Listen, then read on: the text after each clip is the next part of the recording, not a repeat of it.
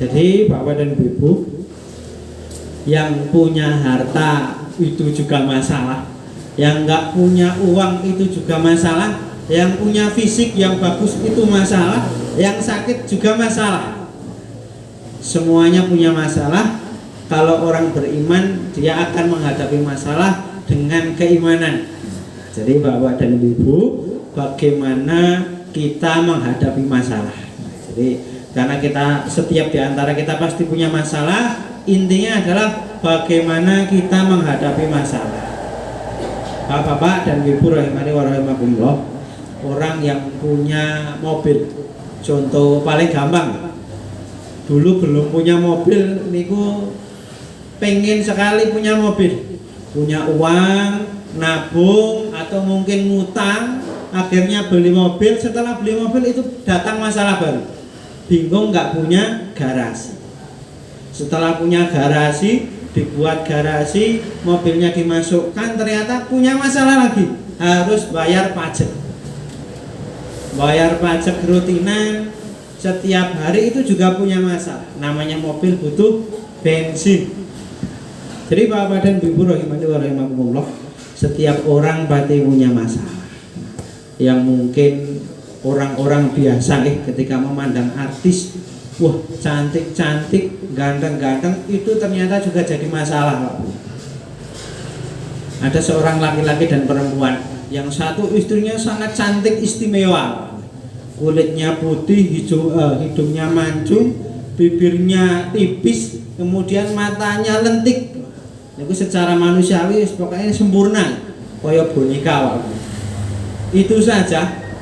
Ketika misalkan suaminya biasa-biasa saja, ketika lewat di depan kampung, di depan desa, ketika berjalan, niku pasti akan ditanya, wah Mbak mesake iki jenengan bojone kok seperti itu. Jadi orang yang punya kecantikan juga masalah, yang nggak punya kecantikan juga masalah, yang punya harta masalah, yang nggak punya juga masalah. Bapak dan Ibu rahimani wa rahimakumullah,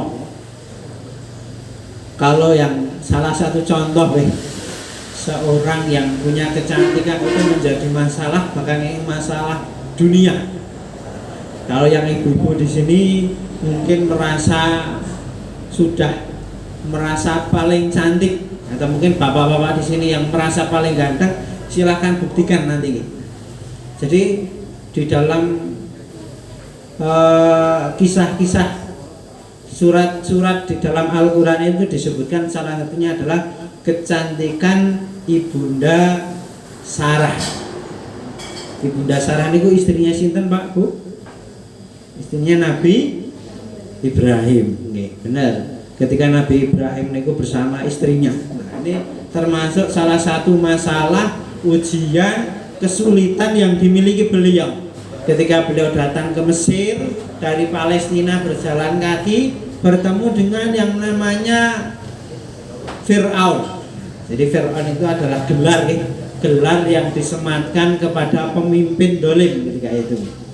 Dan Fir'aun ini ketika mendapati bahwasanya katanya kalau ada seorang suami istri pasti akan diseleksi, diambil istrinya, kemudian dilihat cantik atau tidak, dan kalau cantik akan dipek oleh Fir'aun. Dan benar istrinya Nabi Ibrahim, Ibunda Sarah, adalah seorang wanita yang kecantikannya sampai hari ini belum tertandingi. Di dalam surat Al-Quran itu disebutkan bahwasanya kecantikan beliau itu bisa bikin stroke Pak Bu. Enten wong bapak-bapak ting mriki misalkan meresani Ibunda Sarah itu langsung stroke, langsung kumat, asam urat, pokoknya mboten saged napa-napa. Contohnya mawon tadi Raja Fir'aun ketika melakukan kebiasaannya, ada suami istri diseleksi, diambil mana yang cantik, sudah ketemu mau dijadikan istrinya. Ketika ditemui, ketika dibuka pintu kamar dari Ibunda Sarah tadi, karena ditempatkan di sebuah kamar, ketika dibuka, ketika mau disentuh bawah dan apa yang terjadi? oleh pemimpin tadi, niku tiba-tiba tidak bisa bergerak tangan dan kakinya.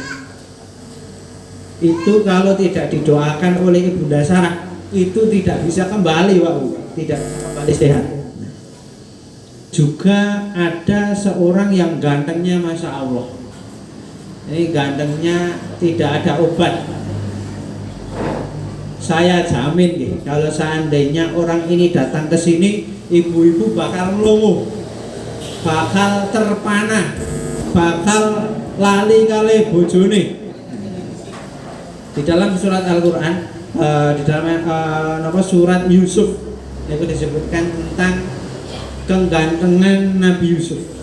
Nabi Yusuf itu dari gantengnya beliau itu terkena skandal, skandal hubungan perzinahan, ketika difitnah telah melakukan perzinahan, sampai ibu-ibu pada saat itu tidak percaya karena seorang ratu itu kok bisa tresno, bisa kepincut kali seorang budak. Padahal budak itu kasta yang paling rendah ketika itu. Seorang anak presiden kok mau melakukan perzinahan dengan seorang budak. Akhirnya di antara ibu-ibu, namanya ibu-ibu ketika blonjo, ketika ketemu kali kancan-kancan itu biasanya kan ngerumpi itu sama yang terjadi ketika itu. Ibu-ibu di rakyat Mesir ketika itu viral, Zulaikha melakukan hubungan yang tidak baik dengan si Yusuf. Itu beredar bahkan di status-status ibu-ibu pada saat itu niku, wah niku ngalor ngidul. Maka ketika itu akhirnya Zulaikha, seorang yang terfitnah juga, melakukan hubungan itu, dan yang minta, yang mengajak itu adalah Zulaikha. Karena Zulaikha, kalau kita Zulaikha tidak terima, semua rakyat yang ketika itu dari yang muda sampai yang tua, yang punya istri sampai yang tidak punya, yang punya suami sampai yang nggak punya suami, yang perawan atau yang janda, semuanya diundang. Dikasih undangan khusus madang geden teng istana. Ibu-ibu diundang undangan khusus Ketika datang ke undangan disangoni, kemudian dikasih makanan. Datang ke situ semuanya, dan ketika sudah sampai di situ semuanya, Bapak dan Bu, apa yang terjadi? Seorang pelayannya itu datang menyediakan makanan. Namanya tamu undangan, tamu khusus, semuanya diberikan pelayanan yang baik. Ketika sebelum makan besar itu dihidangkan kepada mereka itu sebuah apel. Jadi karena kebiasaan orang Mesir, makanan pembukaan itu apel, neteng mriki gorengan. Nah, jadi ketika itu apel itu dihidangkan satu persatu. Setelah apelnya beriringan bareng, ketika itu pisaunya, karena dibuat untuk menguncai apel. Sudah dihidangkan, Zulaikha tadi dari balik tirai datang menemui tamu-tamu undangannya. Wahai tamu-tamu undanganku, silahkan ini dinikmati. Silahkan makanan pembuka ini kalian makan, kalian kedapi. Bener ya? Ibu-ibu sambil ngerumpi, sambil ngalor tidur, karena acara intinya belum dimulai. Mereka sambil mencari apa. Di saat itu juga Zulaikha dari kejauhan memanggil yang namanya Yusuf. Wahai Yusuf, kamu datang ke sini. Dari balik tirai itu muncullah Nabi Yusuf yang dalam keadaan terikat ketika itu, Pak Odeng. Beliau datang sambil diseret salah satu pelayannya, dibawa di depan umum, enten panggungnya kalau hari ini. Itu dibawa di depan umum ketika ibu-ibu semuanya, para wanita yang janda, yang perawan, yang mungkin sudah punya suami atau yang belum, ketika itu melihat Nabi Yusuf niku melongo semuanya, Pak Bu.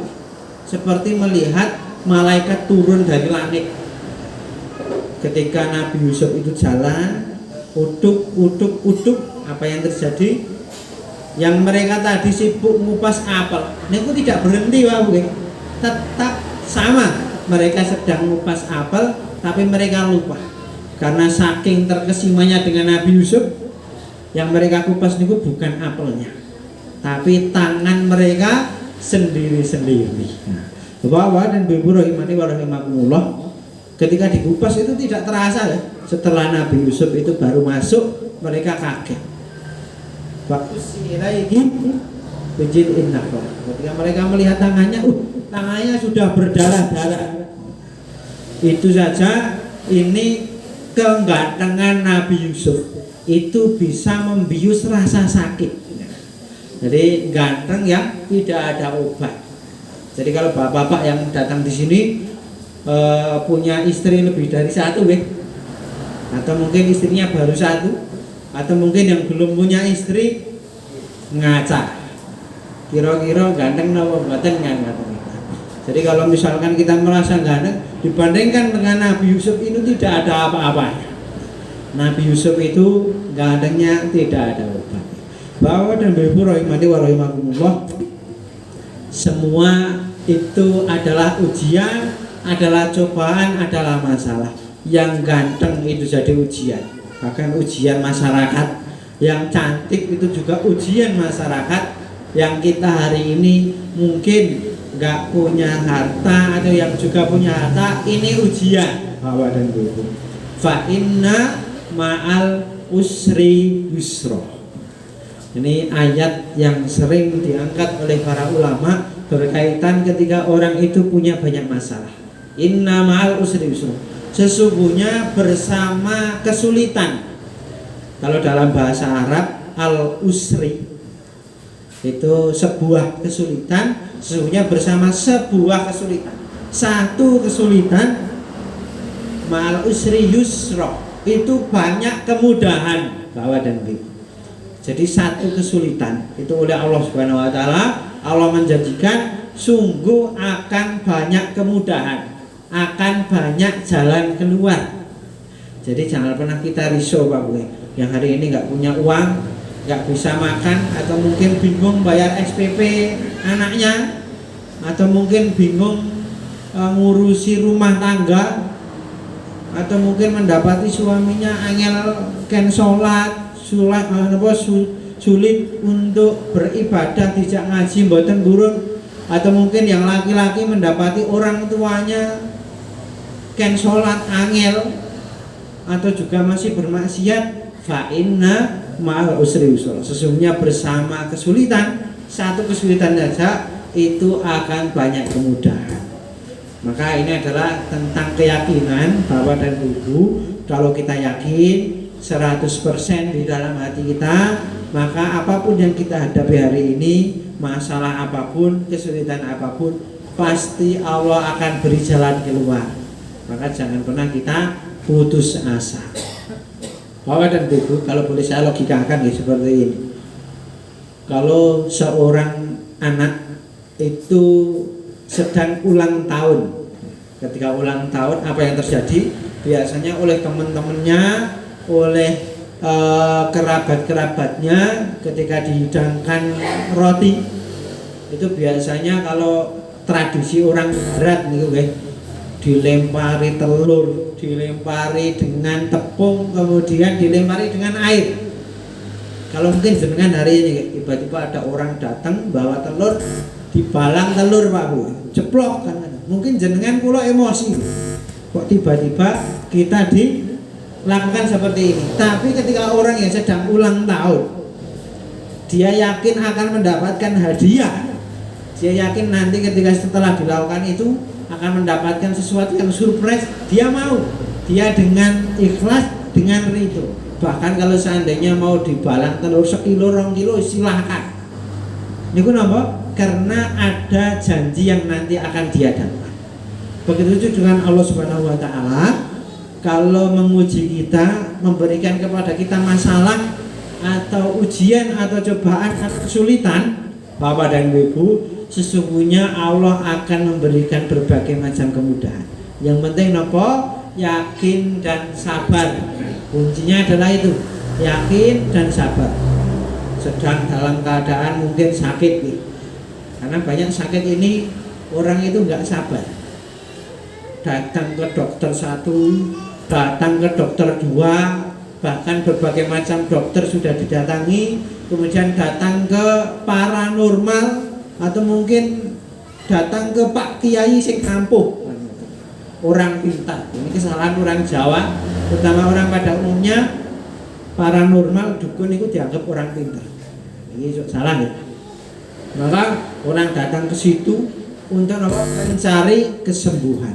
Padahal sampai hari ini saya jamin, dan belum ada bahkan dokter itu yang mengatakan, Pak, Bu, kalau jenengan minum obat ini jenengan akan sembuh. Tidak ada.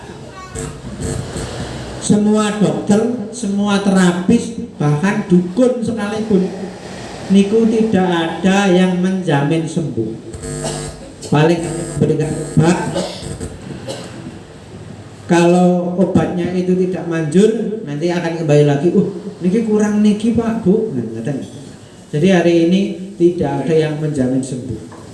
Dokter hanya sebagai wasilah memberi obat, atau mungkin paranormal dan lain-lain, itu hanya sebagai perantara. Walaupun kalau lewat perantara yang tidak boleh, tidak syar'i, itu tidak dibolehkan. Bapak dan Ibu rahimani wa rahimakumullah. Jadi setiap masalah kalau kita hadapi dengan keimanan, dengan keikhlasan, semuanya akan berjalan dengan baik dan itu akan mendapatkan pahala. Baik itu sakit, baik itu masalah apapun itu, semuanya kita akan diberikan kemudahan. Bapak dan Ibu rahimani wa rahimakumullah. Di sini saya sedikit menyampaikan tentang sebuah kisah yang disebutkan di dalam surat Yusuf. Ini kisahnya tentang Nabi Yusuf. Nahnu naqussu 'alaika ahsanal qasas. Allah Subhanahu wa taala ini menceritakan kepada kita semuanya ahsanal qasas, sebaik-baik kisah di dalam Al-Qur'an, sebaik-baik kisah yang ada di muka bumi. Nah, di sini. In qala Yusufu li abihi inni ra'aitu ahada asyara kawkaba. Ketika Nabi Yusuf masih kecil, umurnya kurang lebih 6 tahun gitu. Atau kalau hari ini kelas 1 SD, beliau itu bermimpi, beliau melihat ada satu matahari, kemudian ada bulan, ada bintang-bintang, itu sujud kepada beliau. Beliau menjelaskan kepada bapaknya. Setelah Nabi Yakub itu mendapatkan penjelasan, Nabi Yakub berpesan, wahai Yusuf, kamu punya mimpi yang baik, kamu jangan ceritakan kepada saudara-saudaramu. Takutnya apa? Saudaramu nanti iri. Ketika itu disampaikan, wala ikhwatika fayakidu laka kaida wa kadzalika yastabi li rabbuka wa yu'allimuka min ta'wilil ahadits. Bapak dan Ibu, berawal dari mimpi saja ini bisa menjadi masalah yang sangat krusial.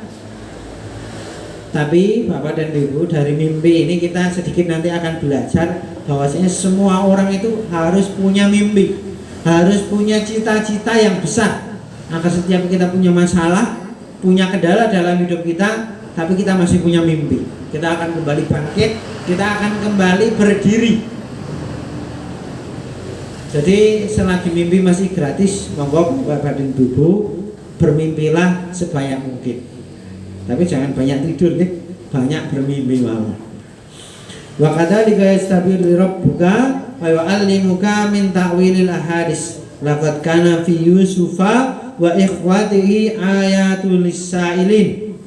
In qalu li Yusufa wa akhuhu ahabbu ilayya abina minna wa nahnu usbah. Dalam surat Yusuf dari ayat 1 sampai ke ayat ke-9 itu diceritakan dari awal sebuah mimpi bahwa dan Ibu ini menjadikan saudara-saudaranya, menjadikan ibu tirinya. Tiri niku bisa menjadi jengkel. Sedikit saya kisahkan dari inti surat Yusuf. Nabi Yakub sebagai bapaknya Nabi Yusuf alaihissalam, beliau punya istri 2, Pak Bu. Jadi ada kisah cinta segitiga di antara mereka. Kados teng sinetron mau. Jadi kisah cinta segitiga. Nabi Yakub itu ketika masih muda, ketika masih umur sekitar 40 tahun ya, karena 40 tahun pada zaman itu masih muda. Beda dengan hari ini. Karena umur Nabi, umur orang pada saat itu kurang lebih 200 tahun, 250 tahun. Beliau umurnya kurang lebih antara segitu, masih tergolong muda. Beliau itu kesemsem, beliau itu tresno, beliau itu cinta kepada satu orang yang namanya itu adalah sinten Pak Bu, nama ibunda nabinya Nabi Yakub, istrinya. Istri yang pertama namanya adalah nanti Lia. Dan istri yang kedua namanya Rahel. Anaknya Pak Muson ya. Rahel. Jadi Nabi Yakub itu ketika beliau bekerja, beliau itu keseharian itu beliau punya rasa cinta dengan seorang wanita yang namanya Rahel. Karena Rahel ini adalah cantik, solehah, masya Allah ya. Dari fisiknya bagus, tubuhnya, bodinya bagus, mboten terlalu gemuk. Kalau ibu-ibu yang mriki pripun kegemukan apa mboten? Fisiknya bagus, akhlaknya baik, dari mukanya juga cantik. Beliau tertarik ketika itu, tertarik dengan Rahel. Dan Rahel ini ternyata punya saudara satu sekandung yang namanya Lia. Jadi Rahel dan Lia ini adalah saudara sekandung. Lia adalah kakaknya, Rahel adalah adiknya. Nabi Yakub itu lebih cinta kepada Rahel karena Rahel ini tindak tanduknya baik, unggah-ungguhnya niku baik, dan beliau akhirnya beliau putuskan untuk datang kepada bapaknya. Didatangi bapaknya Rahel, ditembung, wahai bapak, boleh tidak kalau saya nikahi anak Anda yang namanya Rahel. Akhirnya bapaknya mengatakan kepada Nabi Yakub, wahai Yakub, pemuda yang berani, yang gagah berani, boleh kamu nikahi Rahel, tapi saya punya satu syarat. Ini boleh dilaksanakan, boleh tidak, tapi ini syarat ini menjadi saran buat Anda. Yakub, Lia, kakaknya Rahel, ini dibalik diamnya dia itu memendam rasa cinta yang sangat dalam kepada kamu. Kalau boleh saya sarankan, kamu nikahi saja anak saya yang pertama yang namanya Lia. Setelah kamu nikah dengan Lia, bolehlah nanti kamu nikahi Rahel. Akhirnya dengan mempertimbangkan saran itu, beliau istikharah, beliau mempertimbangkan, beliau putuskan ya. Datang kembali kepada bapaknya, wahai bapak, ya saya siap nikahi Lia. Setelah itu saya akan nikahi Rahel. Akhirnya benar, sehari dua hari terjadilah pernikahan antara Nabi Yakub dengan Lia. Dari Lia ini Nabi Yakub punya anak 11 orang. 11 orang semuanya laki-laki. Dan ketika itu setelah punya anak 11, beliau datang kepada bapaknya kembali, wahai bapakku, bapak mertua, saya menagih janji saya yang berpuluh-puluh tahun kemarin yang sudah engkau janjikan. Saya pengen menikahi Rahel. Oke, silakan monggo. Akhirnya Lia dan Rahel menjadi istrinya Nabi Yakub. Zaman dulu boleh menikahi kakak dan beradik. Kalau hari ini buatan ansar, kecuali sampun cerai atau sudah meninggal, itu tidak apa-apa. Jadi setelah itu Bapak dan Ibu, dari Lia punya anak 11 dan dari Rahel punya satu anak.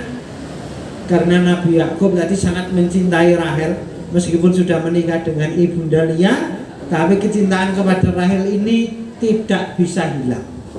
Cintanya sangat, akhirnya punya anak yang tadi anak yang paling kecil namanya Yusuf.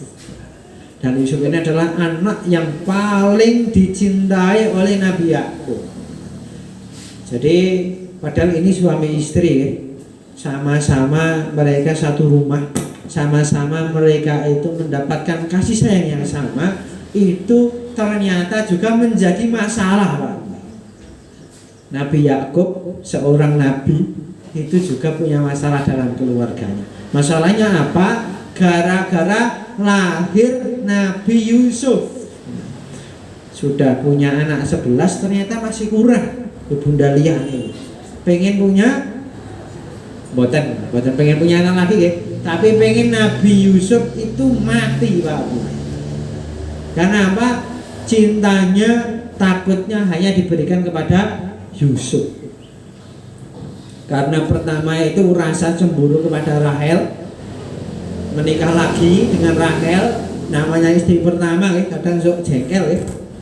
Nah ibu-ibu yang memiliki sebagai istri pertama mungkin juga buatan rito ya.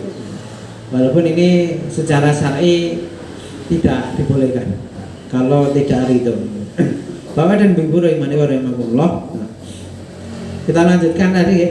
Setelah tadi punya Rahel itu semakin jengkel, setelah Rahel itu tambah punya anak, Ibunda Lia ini semakin merasa di dalam hatinya itu pokoknya harus meluapkan emosi.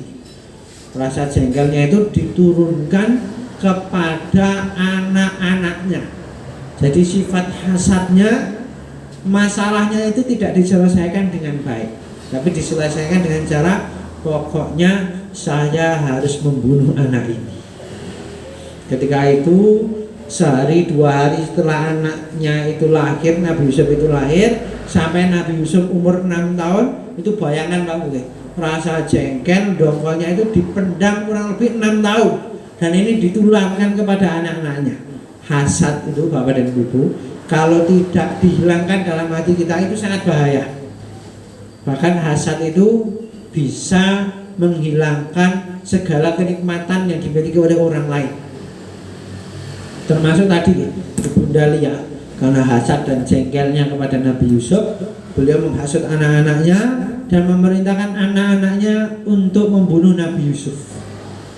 Akhirnya mereka bikin skenario ketika itu, skenario yang dilakukan agar bisa membunuh Nabi Yusuf tanpa sepengetahuan Nabi Yakub.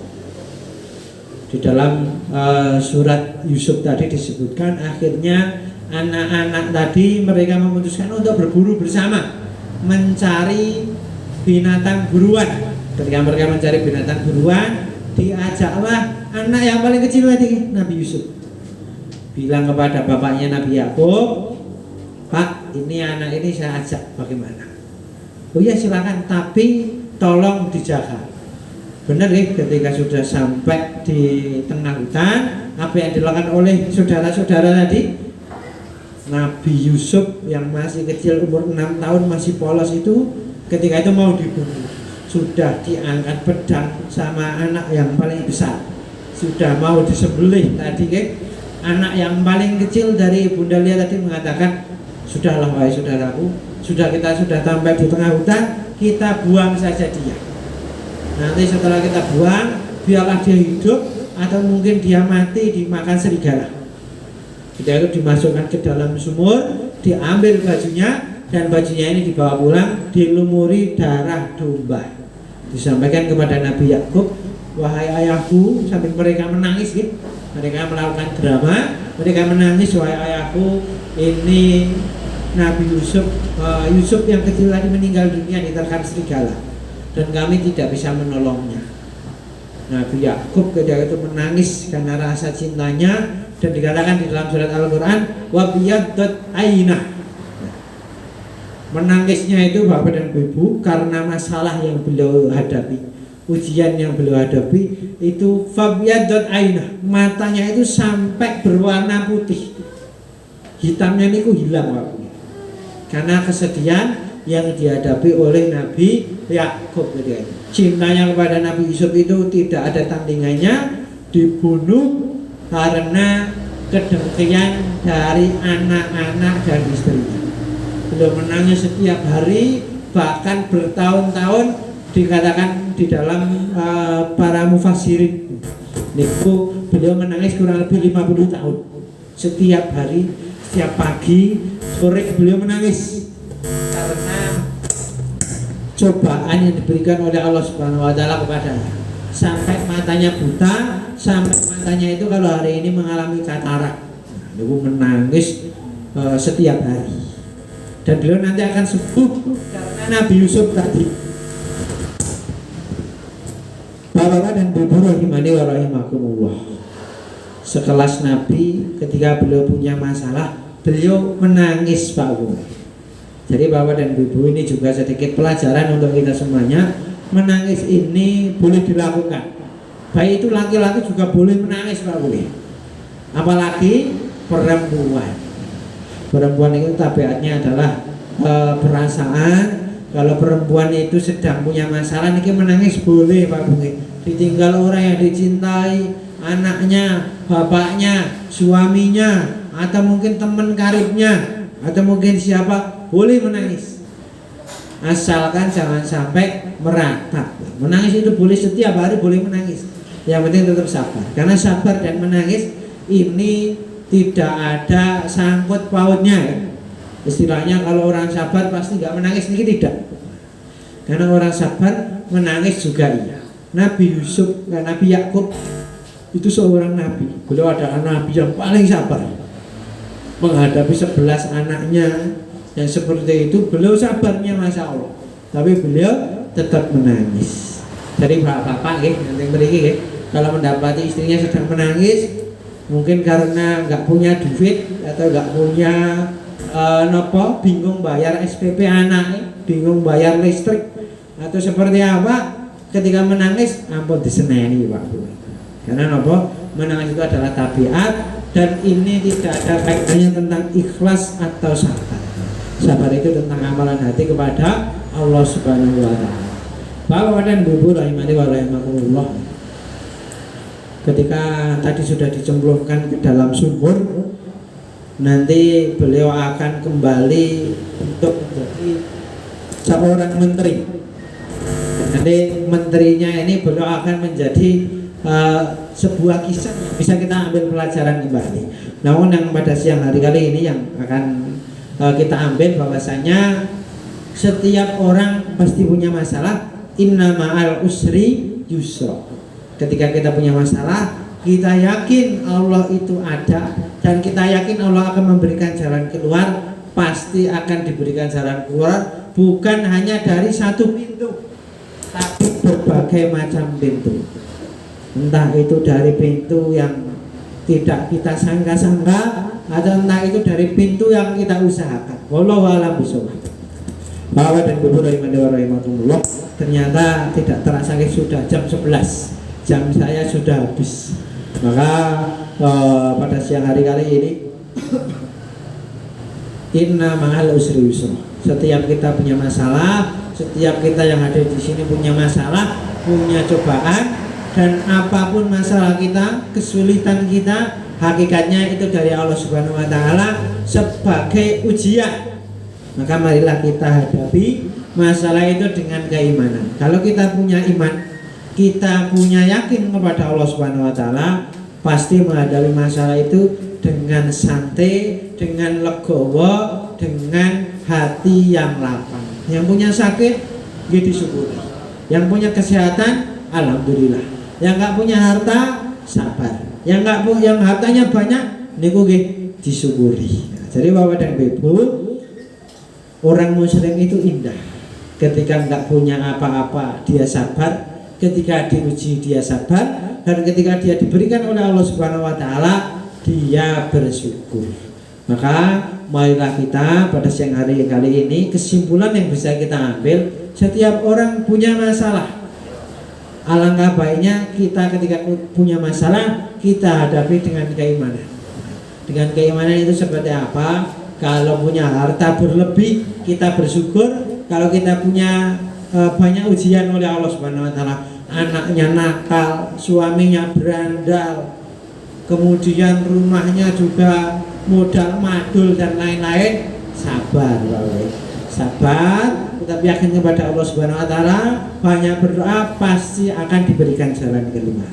Mungkin sedikit yang bisa saya sampaikan. Semoga apa yang saya sampaikan ini ngalor ngidulnya, gedebusnya kula ini bisa menjadi manfaat, bisa menjadi hulaiman untuk kita semuanya. Saya mohon maaf sebesar-besarnya apabila banyak kurangnya tutur kata saya yang mungkin kurang berkenan di hati jenengan semuanya, dan kami ucapkan terima kasih jazakumullah khairan kepada semuanya yang sudah hadir dan juga ikut berpartisipasi dalam keberlangsungan acara ini. Kami akhiri, kami serahkan kembali kepada MC. Wassalamualaikum warahmatullahi wabarakatuh.